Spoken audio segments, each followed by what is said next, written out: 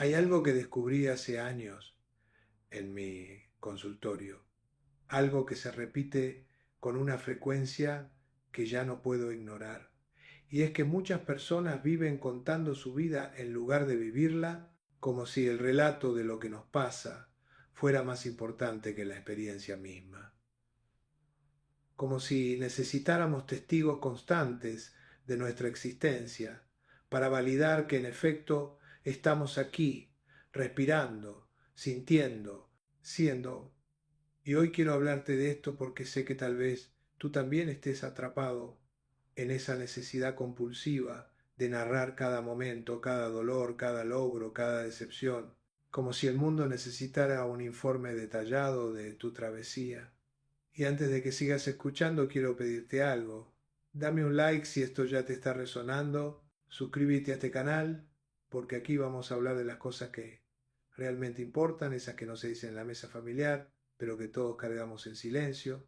Y déjame un comentario contándome si tú también sientes que has vivido más tiempo contando tu vida que viviéndola. Porque créeme, no estás solo en esto, y lo que voy a compartir contigo hoy puede ser el inicio de una transformación profunda en tu manera de relacionarte con tu propia historia.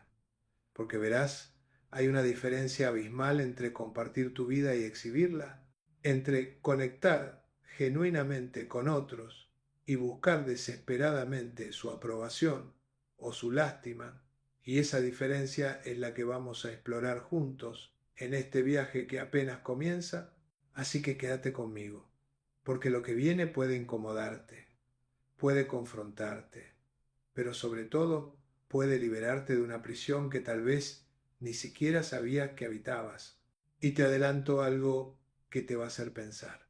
El día que dejes de contar obsesivamente lo que te pasa, ese día comenzará tu verdadera vida. Pero para llegar ahí hay que atravesar algunas verdades incómodas, algunas preguntas que duelen, algunas historias que te van a reflejar como un espejo implacable, y créeme, vale la pena cada segundo de esta incomodidad. Así que respira hondo, ponte cómodo y prepárate para mirarte de verdad. Porque esto no es una conferencia, es una conversación íntima entre tu alma y la mía. Y lo que descubramos juntos puede cambiarlo todo. ¿Estás listo para empezar? Hace algunos años llegó a mi consultorio una mujer de unos 40 y tantos años, llamémosla Patricia, y desde que entró y se sentó en el sillón frente a mí, no paró de hablar. Me contó sobre su divorcio reciente, sobre la traición de su exmarido, sobre cómo sus hijos no la comprendían, sobre sus problemas laborales, sobre su madre controladora, sobre su hermana envidiosa, sobre su mejor amiga que la había decepcionado. Y todo esto en los primeros 15 minutos de la sesión, yo la escuchaba con atención, tomando notas mentales, observando no solo lo que decía, sino cómo lo decía, la velocidad de sus palabras, la urgencia en su voz, la forma en que cada relato parecía ensayado, pulido, como si lo hubiera contado ya muchas veces antes. Y cuando finalmente hizo una pausa para tomar aire, le pregunté con suavidad: Patricia, ¿a cuántas personas les has contado ya esta misma historia?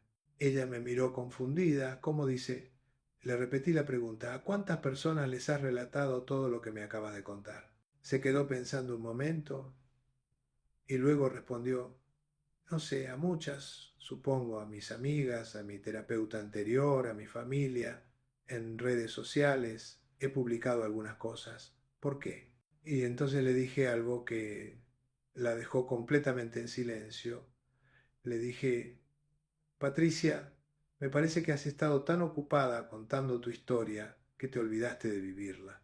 Tan concentrada en el relato de tu dolor que dejaste de sentirlo realmente, tan absorta en conseguir que otros validen tu sufrimiento, que perdiste de vista la posibilidad de transformarlo. Y ella comenzó a llorar, no con el llanto dramático de quien busca consuelo, sino con ese llanto profundo y genuino de quien acaba de reconocer una verdad que llevaba años evadiendo. Y me dijo entre lágrimas, es cierto, siento que mi vida se ha convertido en una historia que repito una y otra vez, como si al contarla pudiera cambiar su final, como si al conseguir que otros me compadezcan pudiera por fin compadecerme yo misma.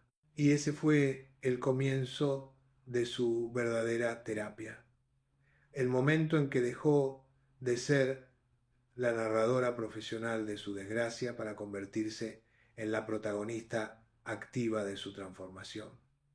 Pero no fue fácil, porque cuando uno ha construido toda su identidad alrededor de sus heridas, cuando ha conseguido atención, compasión, validación y hasta un cierto estatus de víctima honorable, a través del relato constante de sus desgracias, dejar de contar se siente como dejar de existir, como si al cerrar la boca nos volviéramos invisibles, irrelevantes, olvidables. Y esa es precisamente la trampa en la que muchos caemos sin darnos cuenta. Confundimos nuestra historia con nuestra identidad, nuestro dolor con nuestra esencia, nuestra narrativa con nuestra verdad. Y entonces nos convertimos en prisioneros de nuestro propio relato, repitiendo los mismos dramas, las mismas quejas, los mismos reclamos, no porque no podamos cambiar, sino porque cambiar significaría perder la única versión de nosotros mismos que hemos aprendido a reconocer y que los demás han aprendido a esperar de nosotros. Permíteme contarte una historia que leí hace tiempo. No recuerdo exactamente dónde, pero se me quedó grabada como esas enseñanzas que uno intuye que va a necesitar algún día. Había un hombre en un pueblo pequeño que había perdido una pierna en un accidente laboral. Hacía ya varios años. Y cada día, sin falta, se sentaba en la plaza principal del pueblo y le contaba a quien quisiera escucharlo la historia de cómo había perdido su pierna, con lujo de detalles, describiendo el dolor, la injusticia, la negligencia de su empleador, las secuelas físicas y emocionales. Y la gente al principio se detenía a escucharlo, le expresaban su compasión, algunos hasta le daban algo de dinero, pero con el paso del tiempo la gente comenzó a evitarlo, a cambiar de acera cuando lo veían, a inventar excusas para no detenerse, hasta que un día un sabio visitante llegó al pueblo y se sentó junto a él.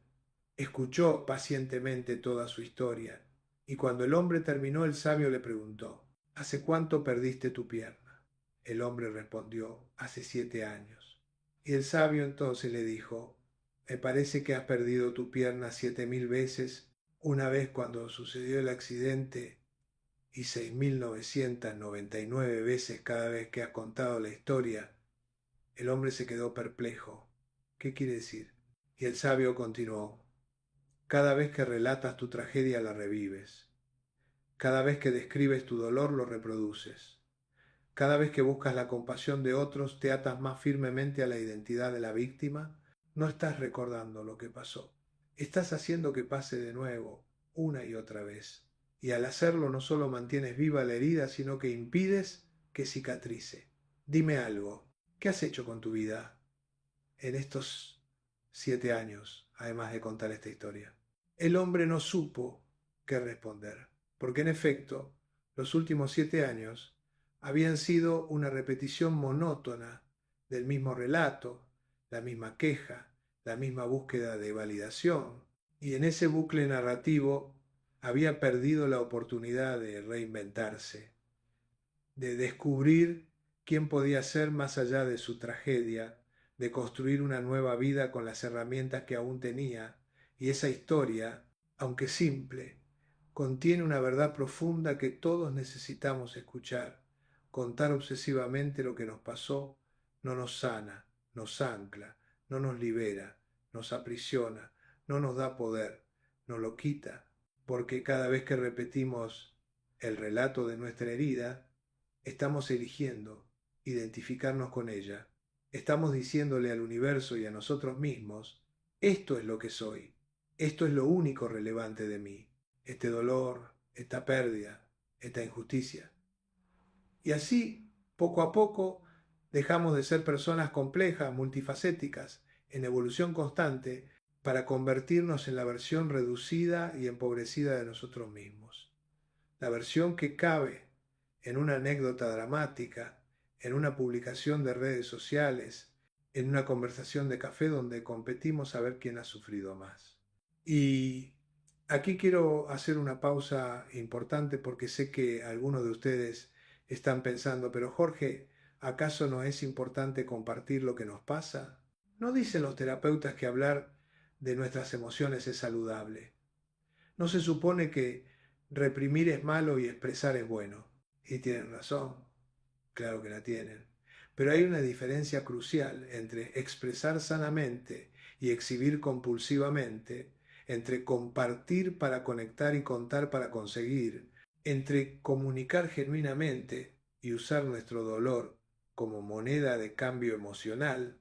La expresión saludable tiene un propósito de procesamiento, de integración, de búsqueda de apoyo genuino, ocurre en espacios seguros, con personas de confianza, tiene límites claros, evoluciona con el tiempo, te deja sintiendo más ligero, más claro, más conectado contigo mismo y con otros. En cambio, la narración compulsiva es repetitiva, se siente como un disco rayado, busca constantemente nueva audiencia, porque la anterior ya se cansó de escuchar lo mismo. Tiene un tono de queja o de drama que no varía, te deja exactamente igual o peor de como estabas antes de contar, porque no estás procesando, estás performando, no estás sanando, estás alimentando la herida. Cuando compartimos sanamente decimos, esto me pasó y esto sentí y esto estoy haciendo al respecto. Cuando narramos compulsivamente decimos, esto me pasó y mírenme, compadézcanme, indigénense por mí, validen que soy víctima, confirmen que tengo razón, atestiguen mi sufrimiento. ¿Notas la diferencia? En el primer caso estás en un proceso activo de transformación. En el segundo estás en un ciclo estático de victimización.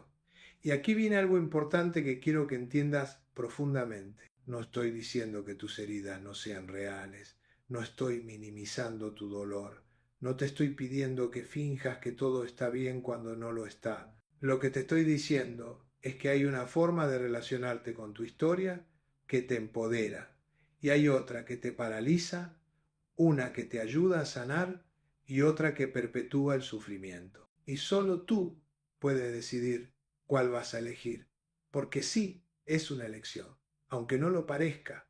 Cada vez que abres la boca para contar lo que te pasó, estás eligiendo. Cada vez que publicas en redes sociales tu drama del día, estás eligiendo. Cada vez que conviertes una conversación casual en una sesión de terapia improvisada, estás eligiendo. Y la pregunta no es si vas a hablar de lo que te pasa. La pregunta es ¿para qué lo haces?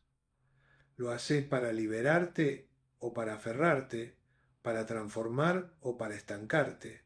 ¿Para conectar genuinamente o para manipular emocionalmente? ¿Para procesar o para presumir tu sufrimiento? Y sé que estas preguntas son incómodas, sé que tal vez estás sintiendo resistencia ahora mismo, pensando que yo no entiendo tu situación particular, que tu caso es diferente, que tus heridas son más profundas, que tu dolor merece ser contado. Y está bien, esa resistencia es información valiosa, presta atención a ella, porque a menudo la intensidad de nuestra resistencia es proporcional a la cercanía de la verdad que estamos evadiendo.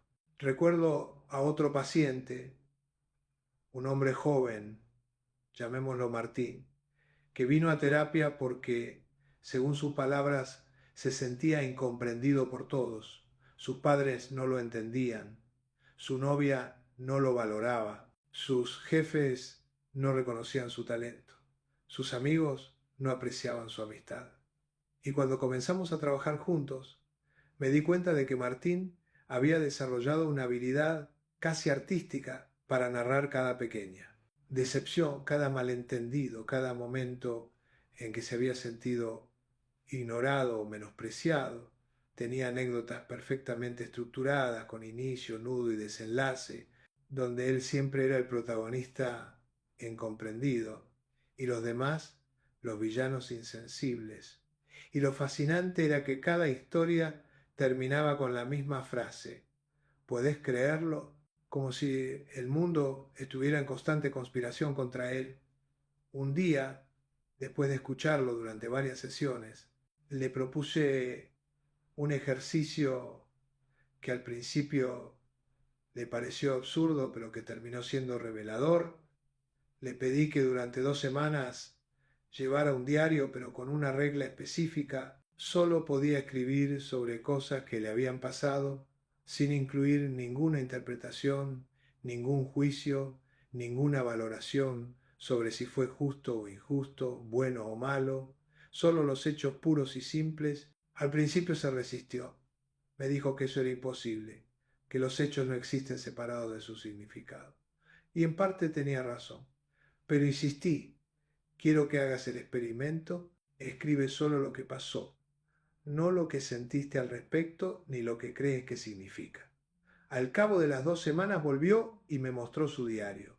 Había escrito cosas como: mi jefe no me saludó en el pasillo, mi novia tardó 3 horas en responder mi mensaje, mis padres no me llamaron en mi cumpleaños. Y cuando terminé de leerlo le pregunté: ahora cuéntame, ¿qué historia te cuentas a ti mismo sobre cada uno de estos hechos? Y entonces comenzó con su narrativa habitual: mi jefe no me saludó porque no me respeta, mi novia tardó en responder porque no le importo, mis padres no me llamaron porque nunca han sido buenos padres. Lo detuve ahí y le dije: Martín, esas son las historias que tú te cuentas, pero ¿y si tu jefe no te saludó porque iba distraído pensando en un problema laboral? ¿Y si tu novia tardó en responder porque estaba en una reunión?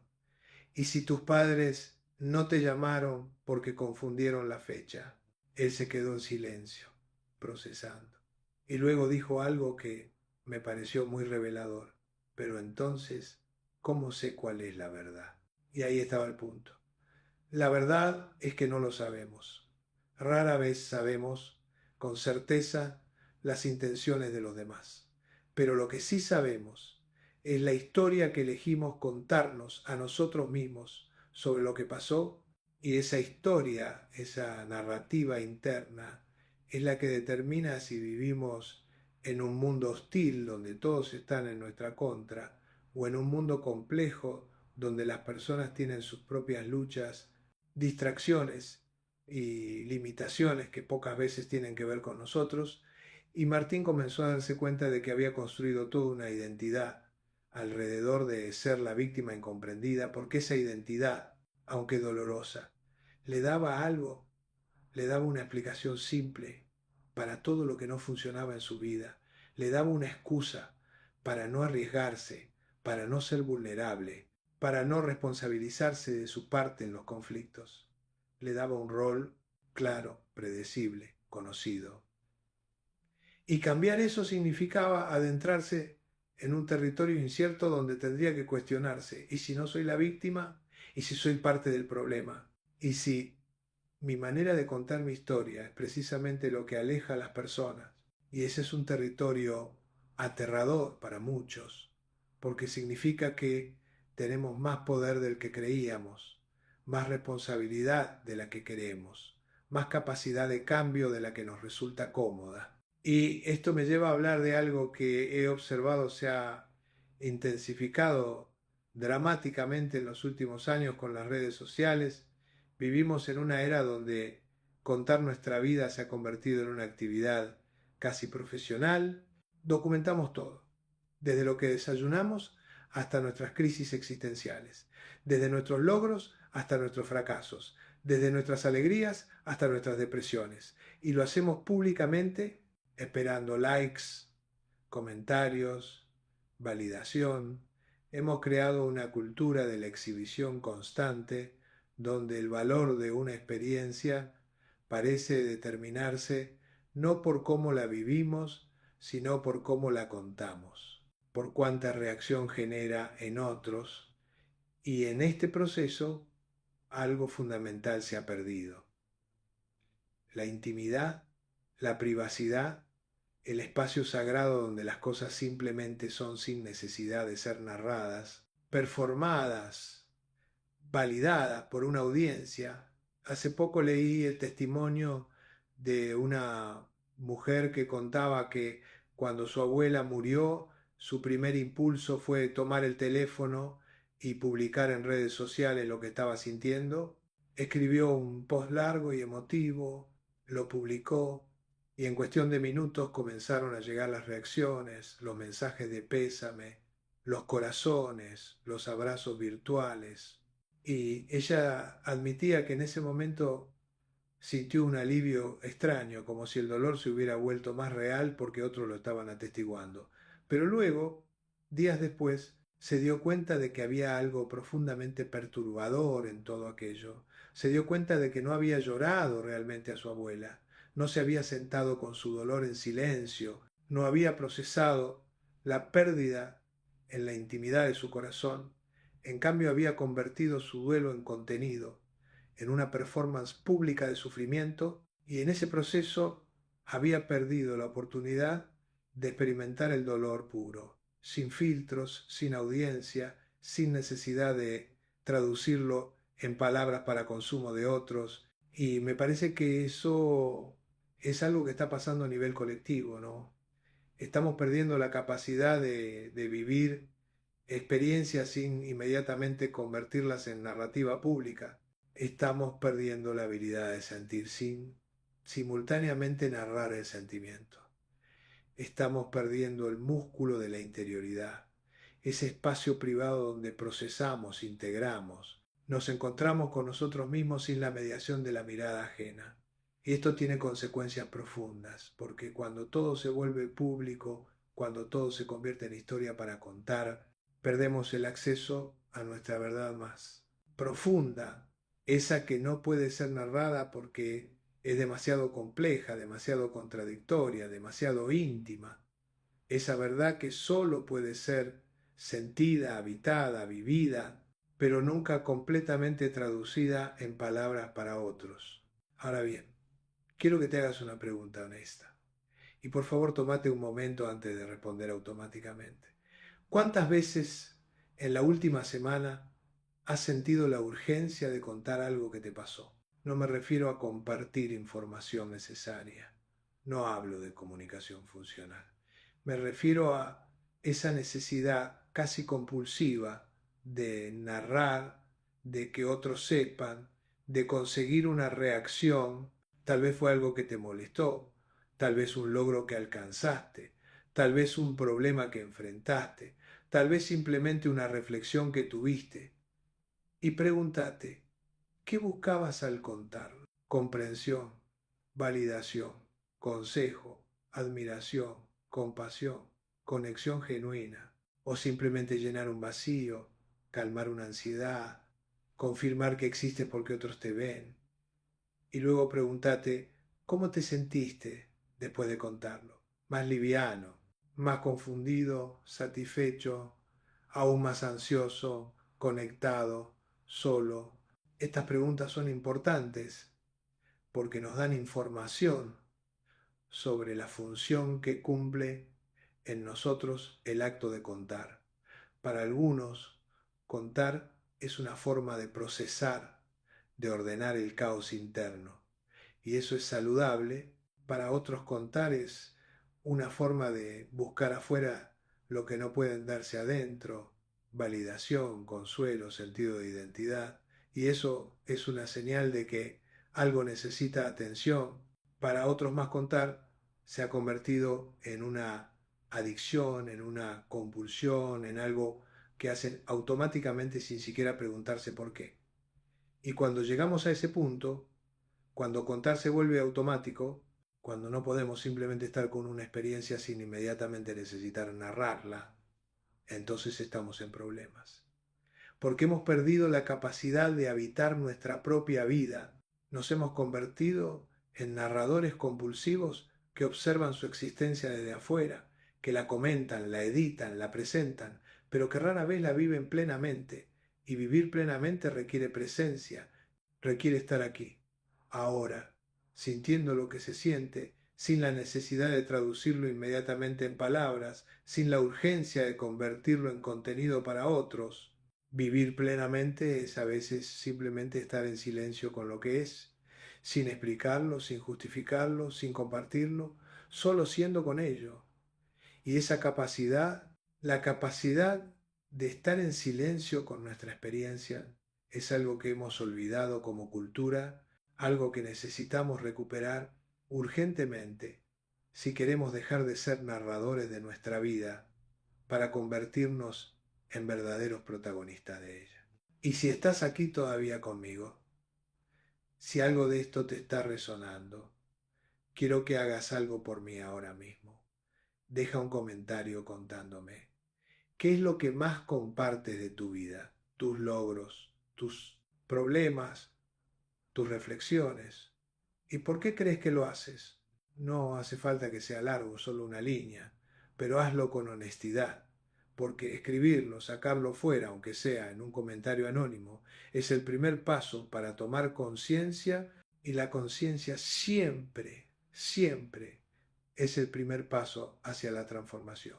Y mientras estás ahí, aprovecha y suscríbete si aún no lo has hecho, porque este viaje que estamos haciendo juntos apenas comienza.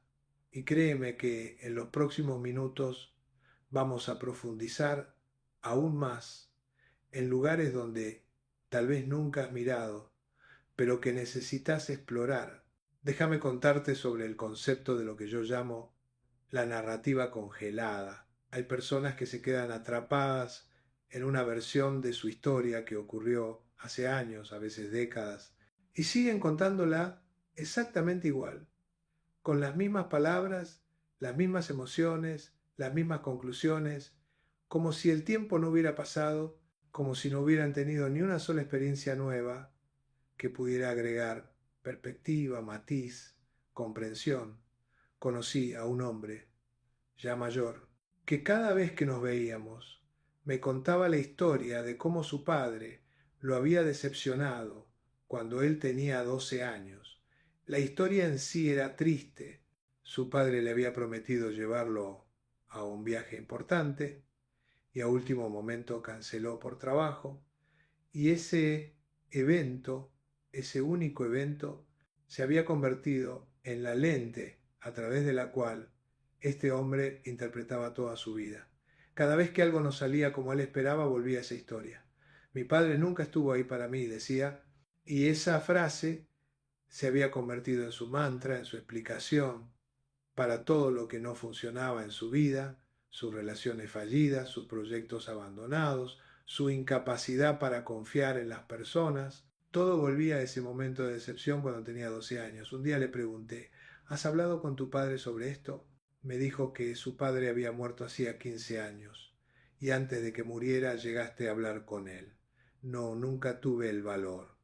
¿Crees que él sabía cuánto te había afectado aquello? Probablemente no. Nunca se lo dije. Y te das cuenta de que has pasado 50 años de tu vida prisionero de una historia que tal vez tu padre ni siquiera recuerda haber protagonizado. Se quedó callado, con los ojos llenos de lágrimas. Y luego dijo, nunca lo había pensado así. Y entonces le dije algo que creo que todos necesitamos escuchar. Las historias que nos contamos sobre nuestro pasado no son el pasado, son interpretaciones del pasado. Y las interpretaciones pueden cambiar, deberían cambiar, porque cada nueva experiencia que tenemos, cada nueva comprensión que alcanzamos, debería agregar complejidad, perspectiva, matiz a nuestras viejas historias. Cuando mantenemos una narrativa congelada, cuando contamos nuestra historia exactamente igual año tras año, no estamos siendo fieles al pasado, estamos siendo infieles al presente, porque estamos negando todo lo que hemos aprendido, todo lo que hemos vivido, toda la sabiduría que hemos acumulado desde entonces. Una narrativa sana es una narrativa viva, que evoluciona, que se transforma, que incorpora nueva información, que se vuelve más compleja, más compasiva, más comprensiva con el tiempo. Si tu historia de hace 10 años es idéntica a tu historia de hoy, entonces has pasado 10 años sin crecer, sin aprender, sin transformarte. Has pasado 10 años repitiendo en lugar de viviendo. Y hay algo más que quiero que consideres. Cada vez que cuentas tu historia estás eligiendo qué incluir y qué omitir, qué enfatizar y qué minimizar, qué personajes destacar y cuáles dejar en la sombra. Estás haciendo un trabajo de edición, consciente o inconsciente. Y esas elecciones revelan mucho sobre tu relación contigo mismo y con tu experiencia. Hay personas que sistemáticamente editan sus historias para aparecer como víctimas, omitiendo las partes donde tuvieron agencia, donde tomaron decisiones, donde contribuyeron al resultado. Hay personas que editan sus historias para aparecer como héroes, exagerando sus logros, minimizando sus errores, construyendo una narrativa de éxito que no se corresponde con la complejidad de la realidad. Hay personas que editan sus historias para conseguir compasión, enfatizando el sufrimiento, las injusticias, las dificultades, mientras ocultan las fortalezas, los apoyos, las oportunidades, y todas estas formas de edición tienen algo en común.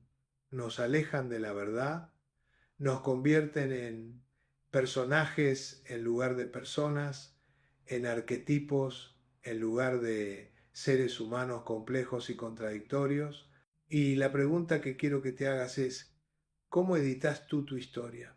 Cuando cuentas lo que te pasa, ¿qué partes enfatizas? ¿Qué partes omites? ¿Qué rol te das a ti mismo? Víctima, héroe, mártir, sabio, incomprendido, luchador incansable. Y más importante aún, ¿esa edición te sirve? ¿Te acerca a quien quieres ser o te aleja? ¿Te empodera o te limita? Porque las historias que contamos sobre nosotros mismos son profecías autocumplidas. Si me cuento a mí mismo y a los demás que soy alguien que siempre fracasa, que nunca tiene suerte, que está destinado al sufrimiento, entonces voy a buscar inconscientemente evidencia que confirme esa narrativa. Voy a ignorar o minimizar cualquier cosa que la contradiga. Voy a sabotear oportunidades que podrían demostrar que mi historia no es verdad, porque mantener la coherencia de nuestra narrativa es más importante para nuestra psique que cambiar, aunque cambiar nos haría más felices, más libres, más plenos. Permíteme compartir contigo una reflexión que a mí me cambió la forma de entender esto. En la terapia gestal trabajamos mucho con el concepto de responsabilidad, no en el sentido moralista de culpa, sino en el sentido existencial de reconocer nuestra capacidad de respuesta, nuestra habilidad para responder a lo que nos pasa, en lugar de simplemente reaccionar. Y parte de esa responsabilidad incluye reconocer que somos los autores de las historias que contamos sobre nuestra vida. No somos simplemente transcriptores neutrales de hechos objetivos. Somos escritores creativos que elegimos el género, el tono, el enfoque, los personajes secundarios, el tema, la moraleja. Y esa es una buena noticia porque si somos los autores, entonces podemos reescribir, podemos revisar, podemos crear una nueva versión que nos sirva mejor, que sea más verdadera, más compleja, más compasiva. No estoy hablando de inventar hechos, de negar lo que pasó, de construir mentiras para sentirnos mejor. Estoy hablando de cambiar la lente a través de la cual miramos lo que pasó, de agregar perspectiva, de incluir lo que habíamos omitido, de cuestionar las interpretaciones que habíamos dado por sentadas. Por ejemplo, imagina que tu historia es: mi madre nunca me quiso, me criticaba constantemente, nada de lo que hacía era suficiente. Ahora imagina que revisitas esa historia con curiosidad genuina, sin justificar ni condenar, simplemente preguntando: ¿qué más había ahí que yo no estaba viendo? Tal vez descubres que tu madre había crecido en una familia donde la crítica era la única forma de expresar amor, que estaba replicando el único modelo que conocía, Tal vez descubres que estaba lidiando con una depresión no diagnosticada, que su dureza era una coraza contra su propio sufrimiento. Tal vez descubres que sí hubo momentos de ternura, que tu dolor te impidió registrar en su momento. Y aquí viene lo importante. Descubrir estas cosas no significa que tu dolor no haya sido real. No significa que tengas que perdonar o justificar comportamientos que te lastimaron. Lo que significa es que tu historia se vuelve más completa, más humana, menos binaria, y al volverse más completa, tú recuperas complejidad. Dejas de ser simplemente el hijo no querido para convertirte en una persona compleja, que tuvo una madre compleja, que hizo lo mejor que pudo con las herramientas limitadas que tenía, y esa nueva versión de la historia, aunque no borra el dolor, te da más espacio para moverte, más libertad para ser alguien más que tu herida.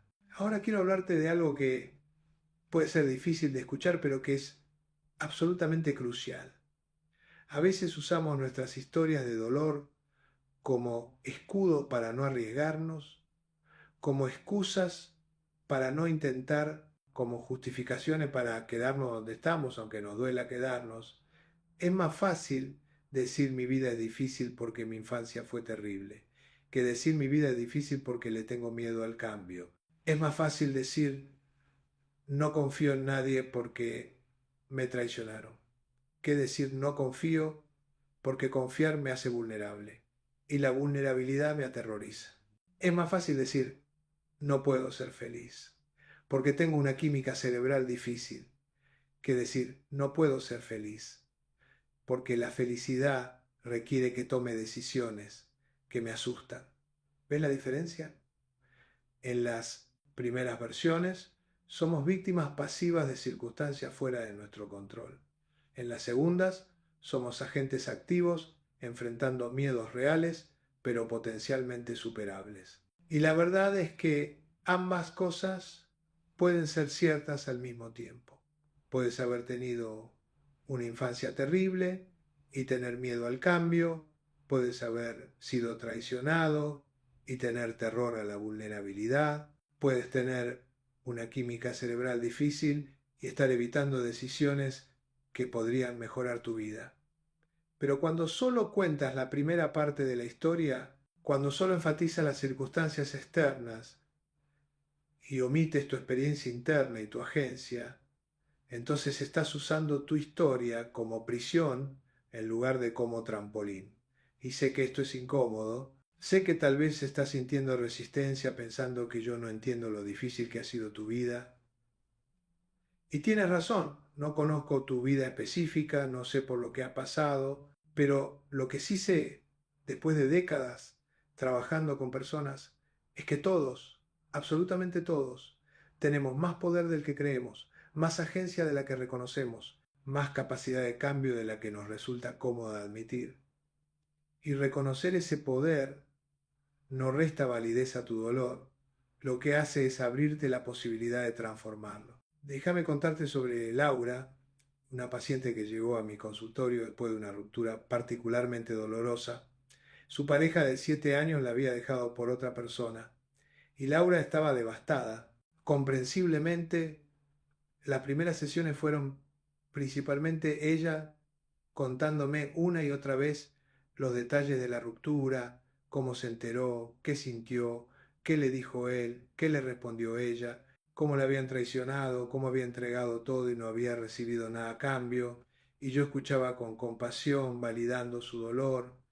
Pero después de algunas semanas, cuando la historia seguía siendo exactamente la misma, cuando Laura llegaba a cada sesión y volvía a contar los mismos detalles con las mismas palabras y las mismas emociones como si acabara de pasar, le hice una pregunta que al principio la desconcertó. Laura, ¿qué ganás contándome esto una y otra vez? Ella me miró confundida. ¿Cómo que qué gano? Necesito procesar lo que pasó, ¿no? Y yo le dije, entiendo, pero ya hemos procesado estos hechos varias veces, ya hemos mirado la situación desde diferentes ángulos, ya has expresado tu dolor, tu rabia, tu sensación de injusticia. Entonces, ¿qué función cumple seguir repitiendo el relato? Se quedó pensando y luego, con una honestidad que la sorprendió incluso a ella misma, dijo: supongo que mientras siga contando la historia no tengo que enfrentar lo que viene después, no tengo que preguntarme qué hago ahora con mi vida, no tengo que asumir que él no va a volver, no tengo que empezar de nuevo, mientras pueda quedarme en el relato de lo que pasó, no tengo que vivir lo que está pasando. Y ahí estaba.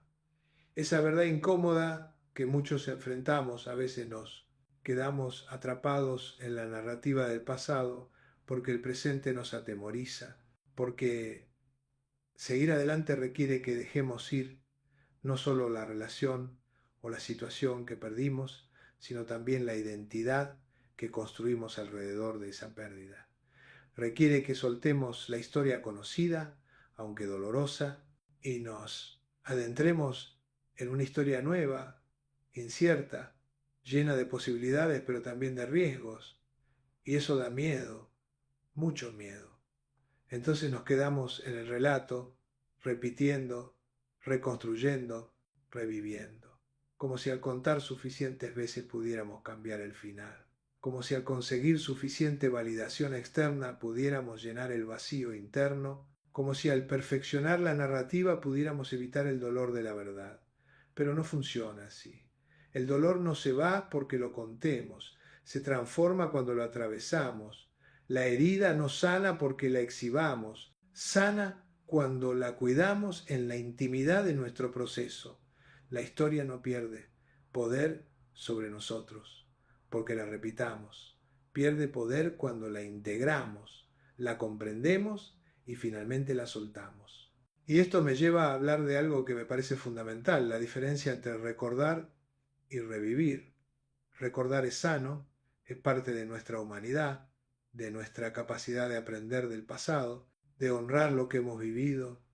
Recordar es visitar el pasado conscientemente con propósito para extraer sabiduría, para honrar a quienes ya no están, para agradecer las lecciones aprendidas, para reconocer cuánto hemos crecido.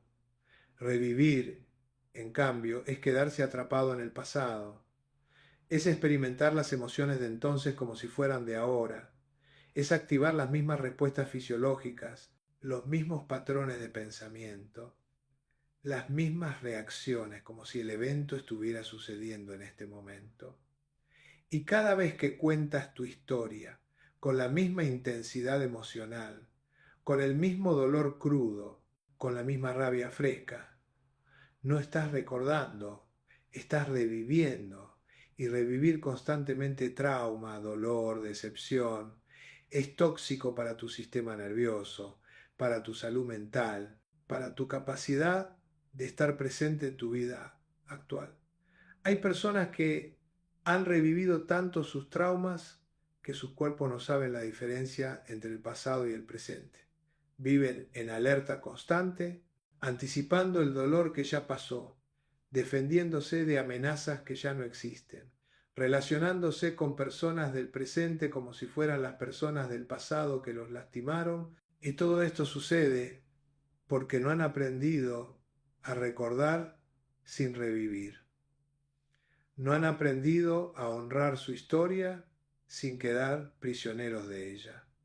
No han desarrollado la capacidad de decir: sí, eso pasó, fue real, fue doloroso, me marcó, y ahora está en el pasado, y yo estoy aquí en el presente, con todo lo que he aprendido, con todas las fortalezas que he desarrollado, con toda la sabiduría que he ganado precisamente por haber atravesado eso. Y esa capacidad, la capacidad de recordar sin revivir, se cultiva en parte dejando de contar obsesivamente, dejando de buscar constantemente audiencia para nuestro dolor, dejando de necesitar validación externa para nuestras heridas, aprendiendo a sostener nuestra propia experiencia con compasión, con perspectiva, con la comprensión de que somos mucho más que lo peor que nos ha pasado. Quiero compartir contigo un ejercicio que le doy a mis pacientes y que tal vez pueda serte útil. Se llama el ejercicio del silencio selectivo.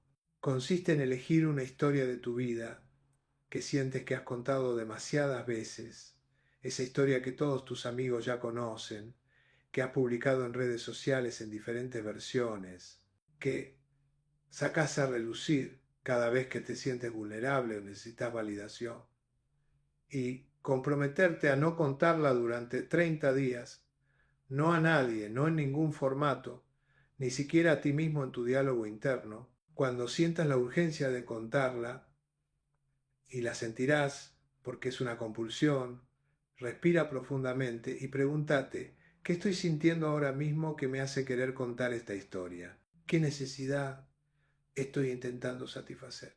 ¿Qué estoy evadiendo? Y en lugar de contar la historia, quédate con la sensación, con la incomodidad, con el vacío que aparece cuando no puedes llenar el espacio con tu narrativa habitual y observa qué pasa.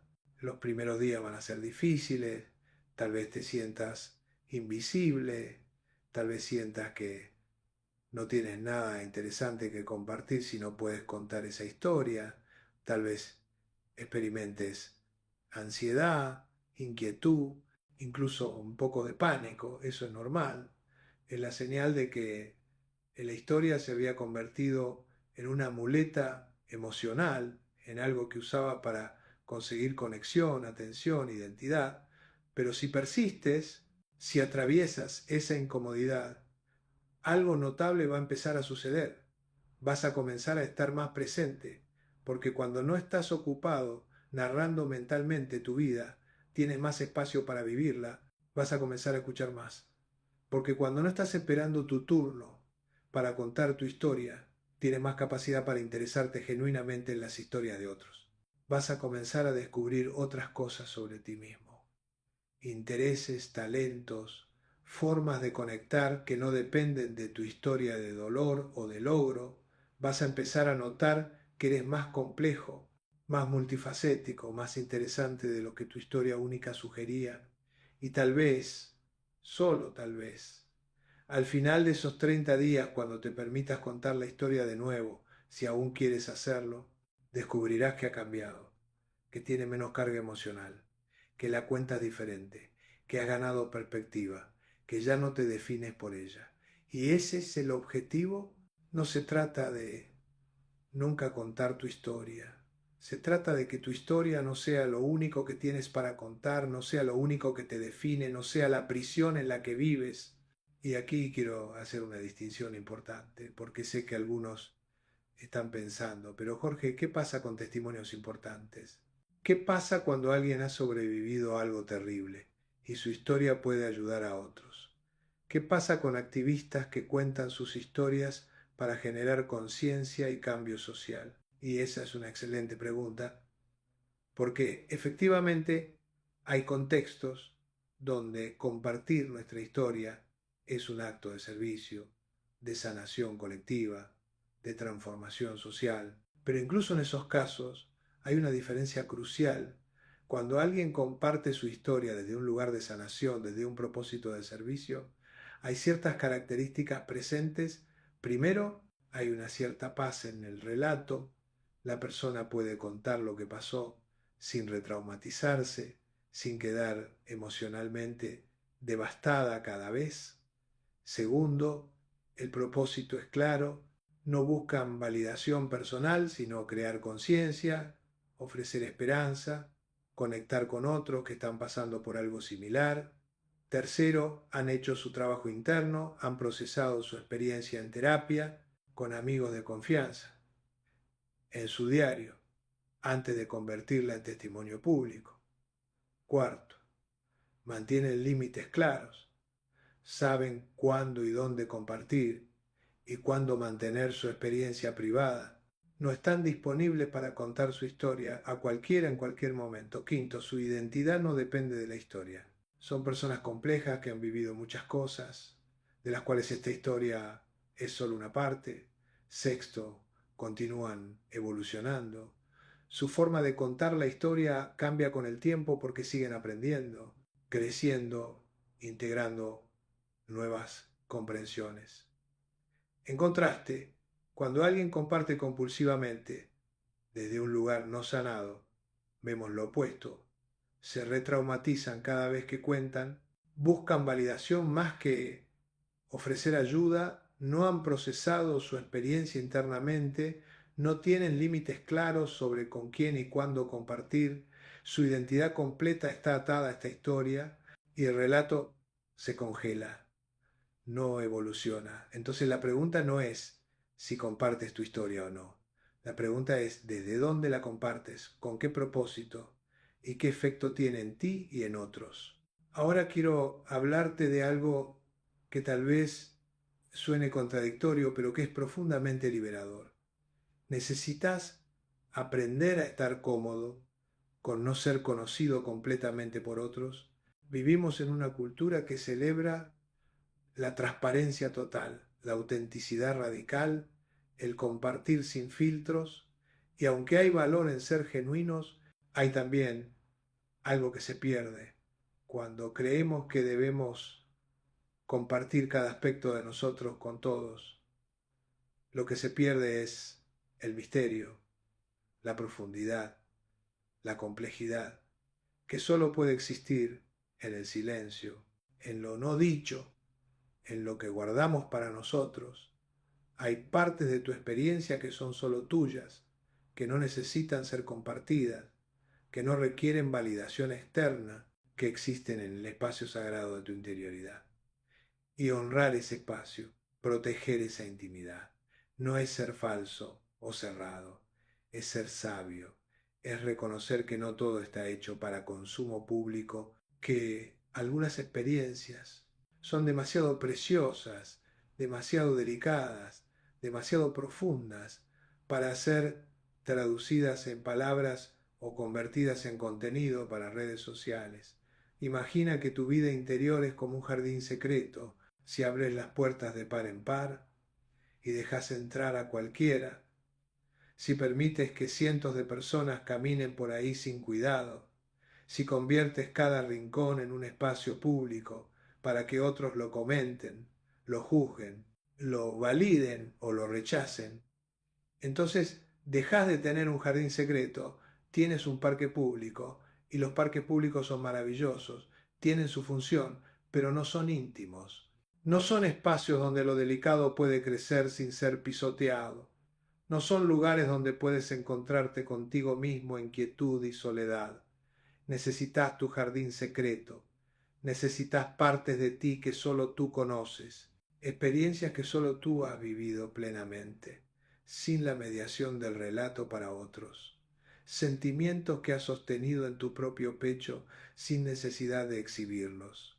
Y cuando proteges esos espacios, cuando aprendes a estar cómodo con que no todos te conozcan completamente, algo mágico sucede.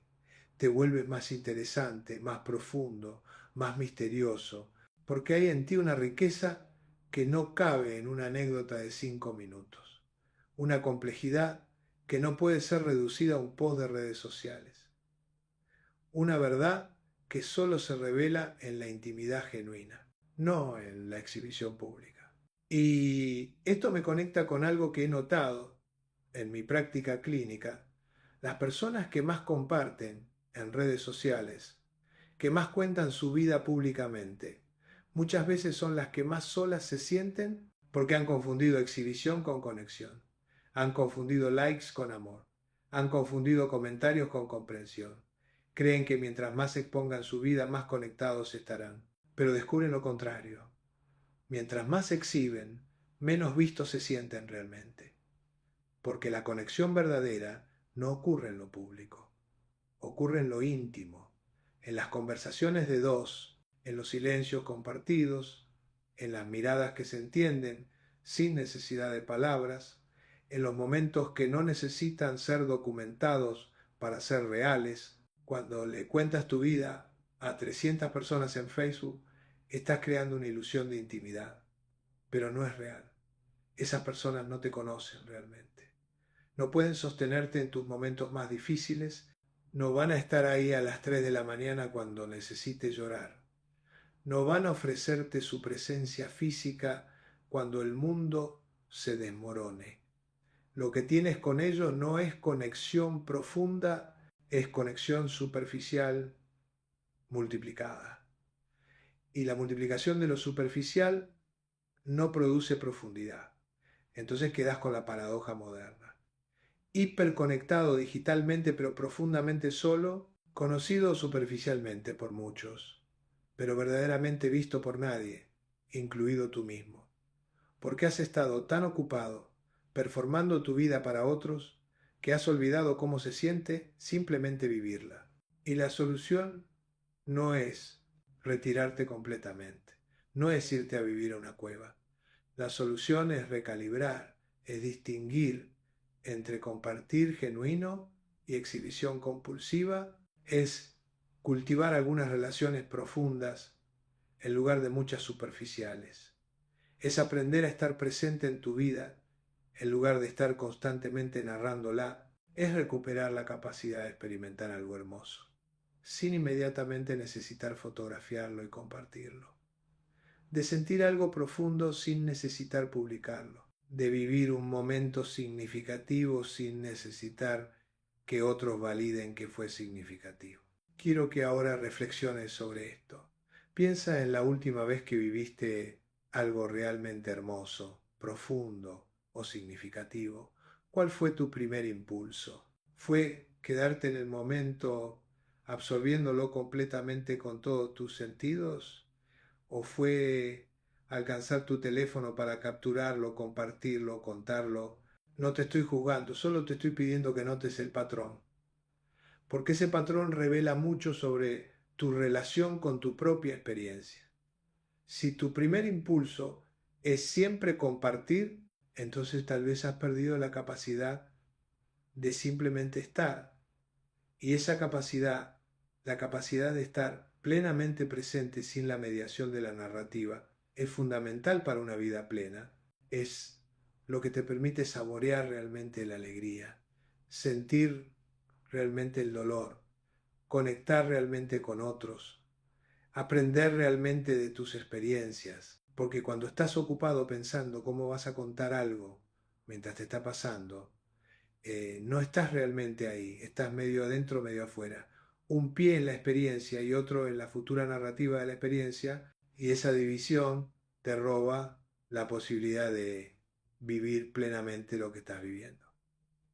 Entonces llegamos a una paradoja interesante. Las personas que más se obsesionan con documentar y contar su vida son las que menos la viven, y las personas que más plenamente viven son las que menos necesitan contarlo, porque están demasiado ocupadas estando presentes, demasiado absortas en la experiencia misma como para necesitar traducirla inmediatamente en narrativa para otros. Déjame compartir contigo una historia zen que ilustra esto perfectamente. Había un monje que vivía en un monasterio en las montañas. Un día llegó un periodista de la ciudad queriendo hacer un artículo sobre la vida monástica. Le pidió al monje que le contara sobre su experiencia, sobre las revelaciones que había tenido, sobre la iluminación que había alcanzado. El monje se quedó en silencio por un largo rato y luego dijo: si pudiera ponerse en palabras, no valdría la pena vivirlo. El periodista insistió: pero la gente quiere saber. La gente necesita escuchar tu historia. Y el monje respondió: la gente necesita vivir su propia historia, no escuchar la mía. Y el periodista, frustrado, preguntó: entonces, ¿de qué sirve tu experiencia si no la compartes? Y el monje sonrió y dijo: sirve para que yo sea libre. Si pasara mi tiempo contándola, sería su prisionero. Repetiría y repetiría el relato, hasta que el relato fuera más real que la experiencia misma, hasta que mi identidad dependiera de la historia, en lugar de depender de lo que soy en este momento, aquí, ahora, sin historia. El periodista se fue sin su artículo, pero con una pregunta que lo persiguió durante años. ¿Quién soy cuando no estoy contando mi historia? Y esa es la pregunta que quiero dejarte hoy. ¿Quién eres cuando no estás contando tu historia? ¿Qué queda de ti cuando no estás narrando tus logros, tus problemas, tus reflexiones? Puedes simplemente ser sin necesidad de contar qué eres. Puedes existir sin audiencia. Puedes validarte a ti mismo sin la confirmación externa. Estas son preguntas profundas. Y tal vez al principio la respuesta sea aterradora. Tal vez descubras que no estás seguro de quién eres sin tu historia, que tu identidad completa se ha construido alrededor de las narrativas que has contado tantas veces que ya las crees verdades absolutas. Pero si te atreves a sentarte con esa incomodidad, si te atreves a existir, aunque sea por momentos breves, sin contar, sin narrar, sin buscar validación, vas a descubrir algo maravilloso, vas a descubrir que hay en ti una presencia que existe antes y más allá de cualquier historia, una esencia que no depende de narrativas, una verdad que no requiere palabras. Y esa es la parte más real de ti, la parte que vale la pena conocer, la parte que cuando la descubres cambia todo. Ahora bien, llegamos a un punto crucial.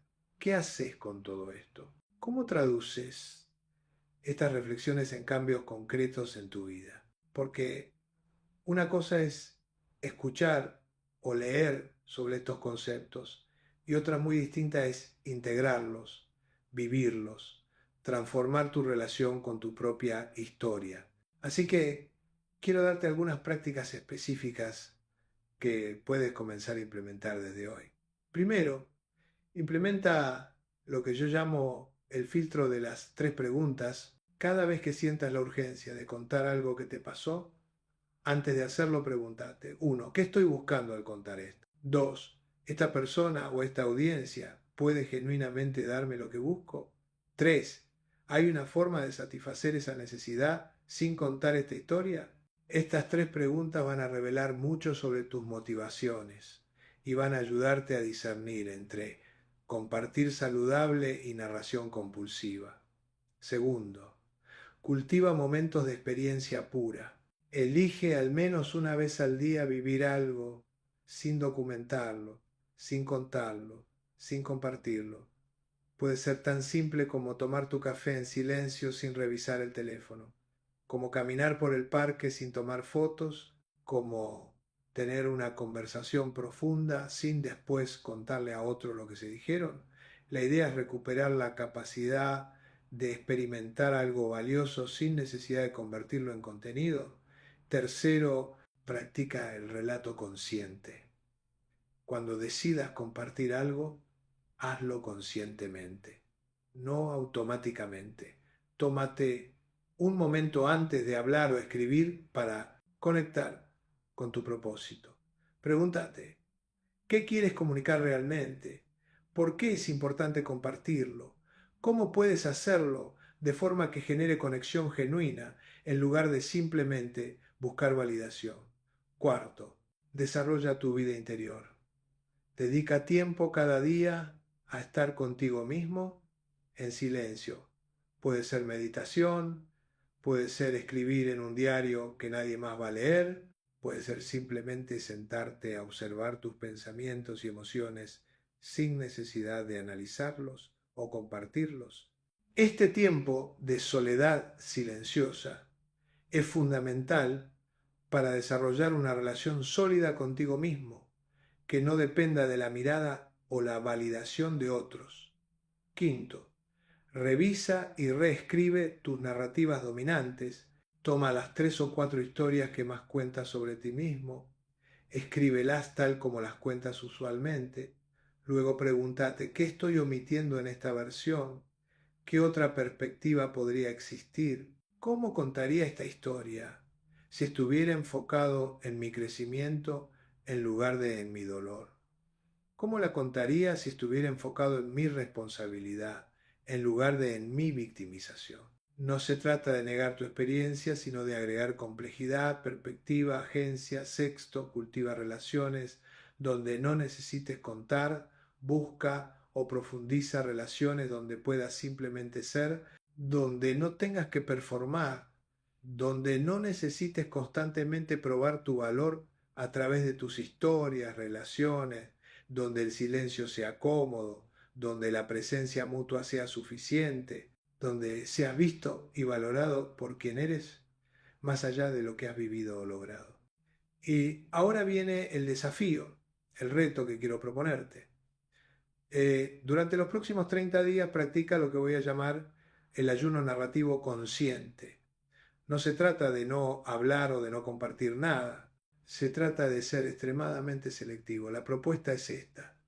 Durante 30 días solo comparte en redes sociales o con grupos grandes cosas que genuinamente aporten valor a otros, no cosas que busquen validación para ti.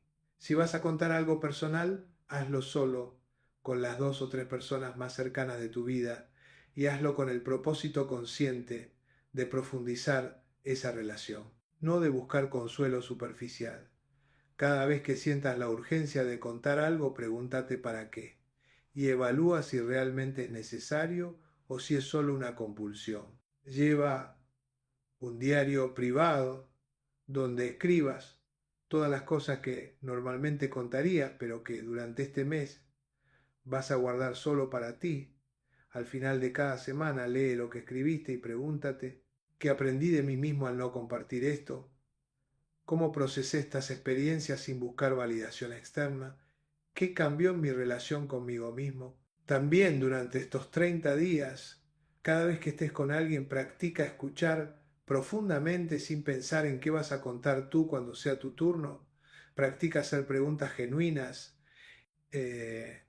demostrar curiosidad real por la experiencia del otro, sin que sea un preludio para contar tu propia historia similar. Y observa qué pasa. Observa si tus relaciones se profundizan, si te sientes más conectado, si descubres cosas nuevas sobre las personas que creías conocer. Observa también tu nivel de ansiedad. Probablemente va a aumentar al principio porque no estás usando la narrativa como herramienta de regulación emocional.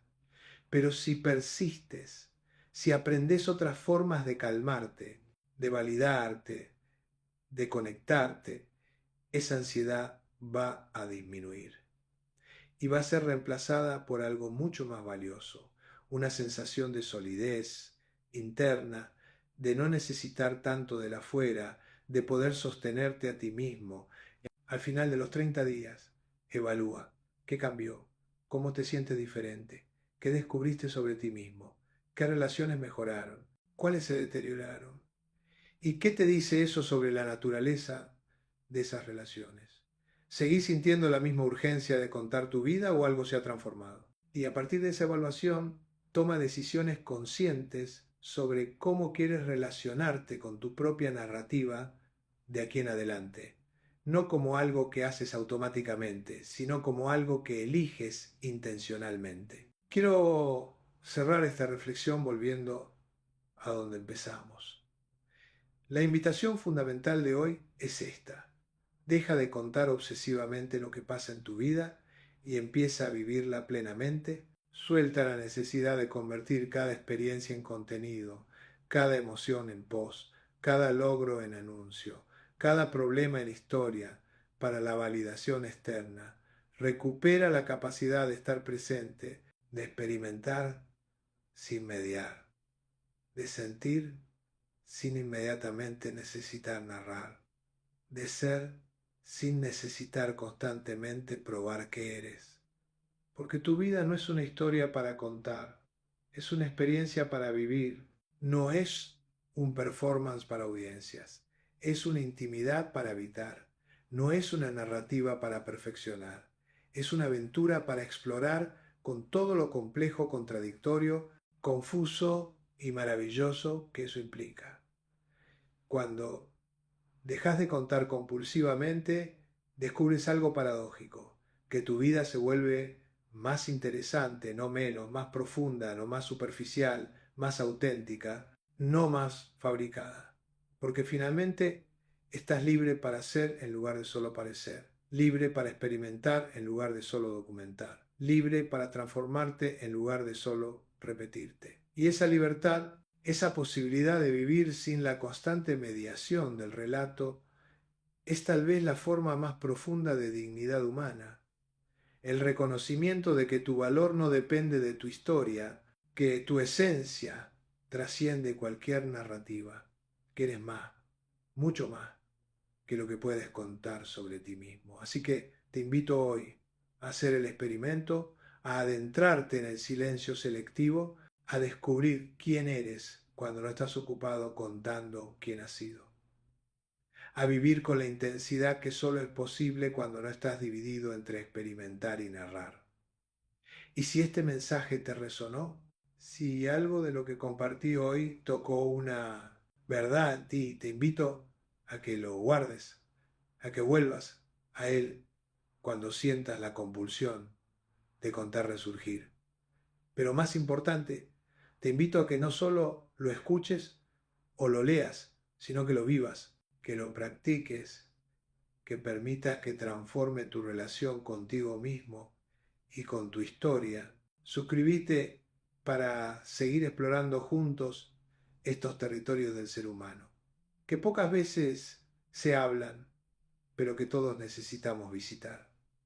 Comparte este contenido con alguien que crees que necesita escucharlo, no para presumir que encontraste algo interesante, sino porque genuinamente crees que puede ayudar.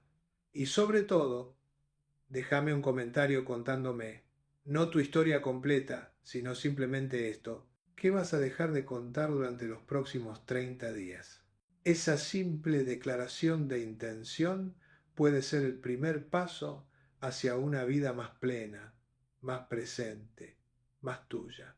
Porque al final del día, lo que importa no es cuánto contaste, sino cuánto viviste, no es cuánta validación conseguiste, sino cuánta paz encontraste, no es qué tan bien conocida fue tu historia, sino qué tan profundamente vivida fue tu experiencia.